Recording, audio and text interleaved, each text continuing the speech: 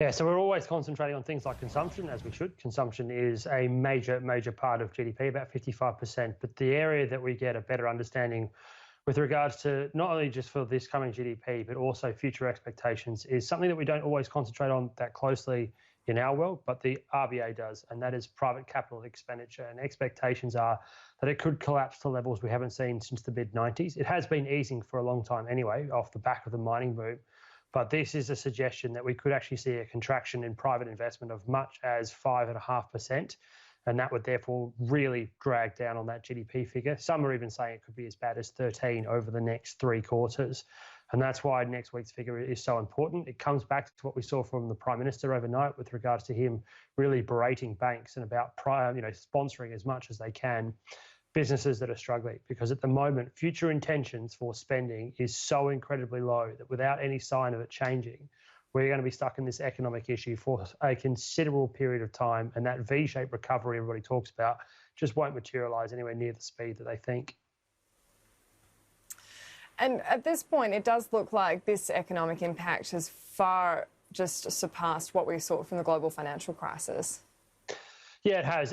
Look, and I'll say this from an Australian-centric point of view, and the reason I say that is probably in Australia we didn't feel the GFC as hard as Europe or the US or etc. We will this time. I think you need to really look at past issues, particularly around employment. And why I highlight employment is that it takes many years to absorb the unemployment that comes from an event like any of these, GFC, 1990s recession, etc., etc. It sometimes, on average, takes about 8 years.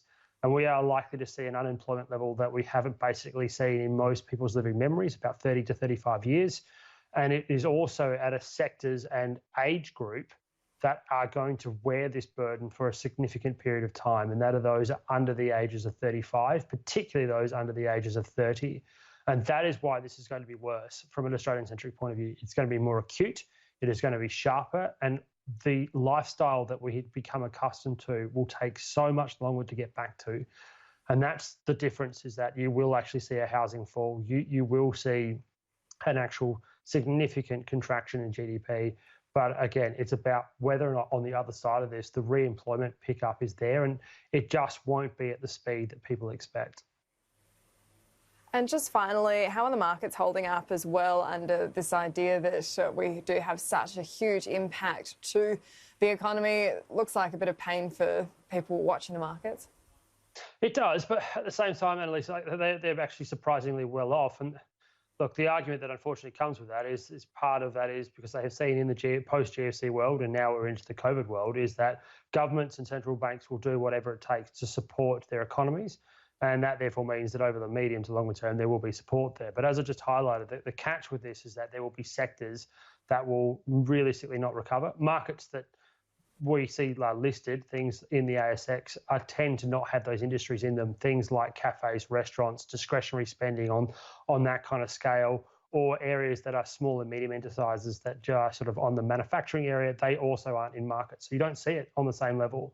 That's probably what you do in the GFC. The GFC was also an economic issue and a financial one. This is a health crisis that's actually hit the economy, and it's a bit different again. So markets are doing, yes, remarkably well, but it's the economics that will come through with this. And when you start seeing the kinds of catastrophic numbers that I expect to see in June and through to September, we'll really start to wake up to say this is the worst economic event that we've basically seen in most people's living memories.